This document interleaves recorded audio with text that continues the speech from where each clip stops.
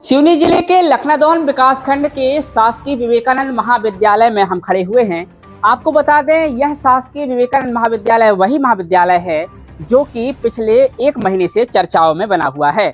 और चर्चा का कारण हम आपको बताएंगे कि किस तरीके से स्वामी विवेकानंद महाविद्यालय में मुन्ना भाई MBBS की तर्ज में एक विद्यार्थी जो कि देवेंद्र राजपूत है, उसकी जगह में सौरभ गोल्हानी को बिठाया गया था। इस पूरे मामले में 19/12/2023 से जांच बढ़ते बढ़ते 29 जनवरी तक पहुंची है। इस पूरे मामले में महाविद्यालय प्रबंधन ने कड़ा रुख अख्तियार करते हुए निर्णय में यह पाया है कि कहीं न कहीं इस नकल प्रकरण में जनभागीदारी समिति में नियुक्त किए गए नीलेश गोल्हानी जो अतिथि शिक्षक हैं, कंप्यूटर ऑपरेटर हैं, उनकी संलिप्तता इसमें पाई गई है, जिसके चलते 29 जनवरी को महाविद्यालय प्रबंधन ने उनकी संस्तुति को स्वमेव निरस्त कर दिया है।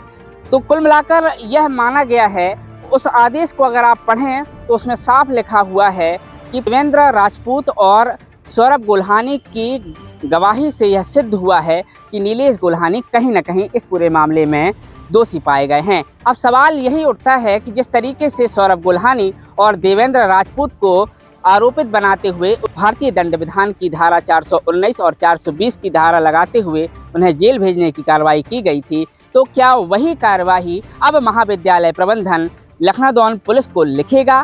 क्या सवाल यह भी उठता है कि नीलेश गोल्हानी पर भी 420 का प्रकरण दर्ज होगा? जांच तो हो गई थी उसकी, उनका हमने इंटरनल जो रिपोर्ट कमेटी बनाई थी उन्हें जांच दल कर दे दिया था।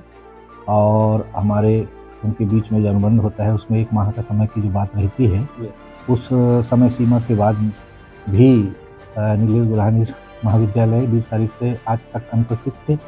तो उस संदर्भ में हमारा जो कंडिका क्रमांक 1 है, जिसमें बिना बताए 1 माह तक नहीं आगे तो वो निष्प्रभावी हो जाएगा, इसके आधार पर हमने एक लेटर बना करके कि उस संदर्भ में और आप बिना किसी सूचना के 1 माह से आज दिनांक तक की 20 तारीख से आज दिनांक तक आप अनुपस्थित हैं, इसलिए कंडिका क्रमांक 1 के आधार पर आपका जो संस्तुति आमंत्रण पत्र है वो समय निष्प्रभावी हो गया है।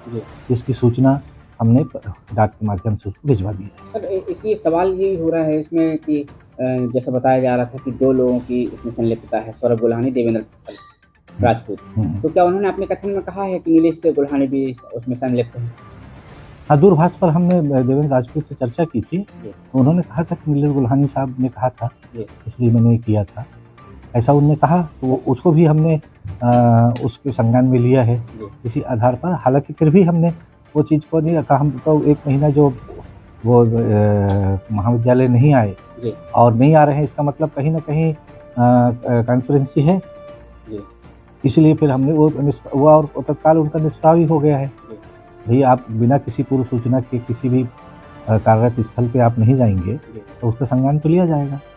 इस आधार पर हमने समाप्ति का पत्र उनको बाई पोस्ट भेज दिया है।